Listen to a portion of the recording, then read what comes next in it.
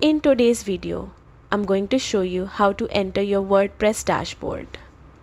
Whether you're a beginner or need a quick refresher, this guide will make accessing your admin area simple and secure. First, open your preferred web browser, Google Chrome, Firefox, Safari, or any updated browser for the best compatibility.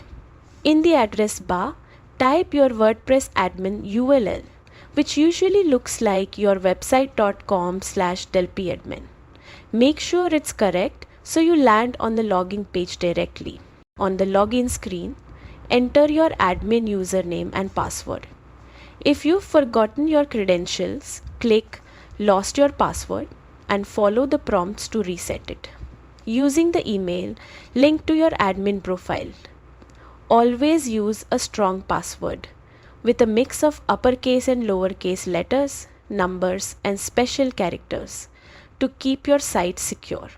After entering your details correctly, click Login. You'll now be directed to the WordPress dashboard, your central hub for managing posts, pages, plugins, themes, and more. Spend a few minutes familiarizing yourself with the layout, as this is where you will control all aspects of your site. And that's it. You've successfully accessed your WordPress admin area.